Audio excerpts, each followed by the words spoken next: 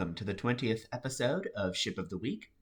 This week's ship is a 19th century Dutch armored ram that is, unlike so many vessels of her era, still with us.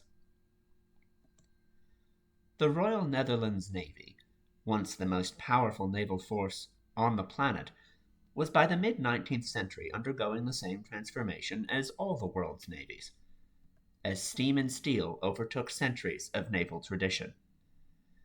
It was in 1868, during the reign of King William III, that the Navy ordered the turret ram ship Buffel from Robert Napier and Sons at Glasgow, Scotland. There's Mr. Napier. 196 feet in length and displacing 2,400 tons, Buffel was no giant, even by the standards of the time, and her twin screws gave her a top speed between 11 and 13 knots, depending on conditions, although she was not capable of maintaining such speeds for too long. The ship's armament featured two primary weapons embodying two entirely different approaches to naval combat. The first, designed primarily against the still predominant wooden-hulled flanks of her adversaries, was her ram, a reinforced bulbous structure protruding forward of the ship's stem beneath the waterline, the upper portion of which is visible in this photo of Buffel's prow.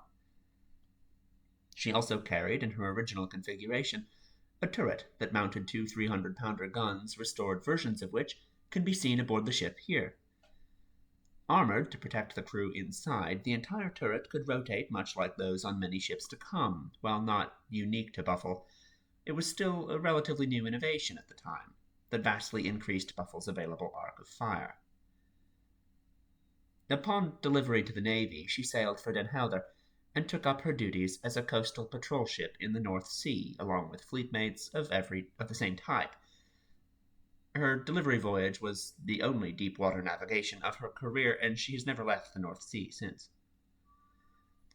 Following her removal from active duty in the 1890s, she seems to have spent decades passing between training, accommodation, and hulk service in Amsterdam and other nearby cities, passing briefly to the German Kriegsmarine during the Second World War, and returning to lay-up following hostilities for several more decades, before finally decommissioning in 1973, more than a century after she entered service.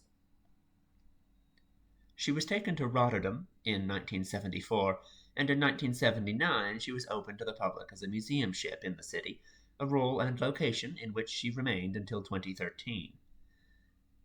Today, she's part of the Naval Heritage Museum at Hellevoetsluis, alongside the minesweeper Bernice and lightship Nordhinder, seen here. Her interiors, presented as they would have appeared shortly after she entered service, are available for tours, including the officer's wardroom, complete with piano. And an interesting note that was not uncommon among liners and warships of the day, in that the bridge, seen here behind her funnel, was not necessarily from where ships were steered. Merely it served as a suitable spot for her officers to observe their surroundings. The term bridge is widely said to originate from raised platforms, not unlike this one that spanned between the paddle boxes of early ocean-going paddle steamers. Buffel, of course, did not possess such boxes, but nevertheless sported a bridge.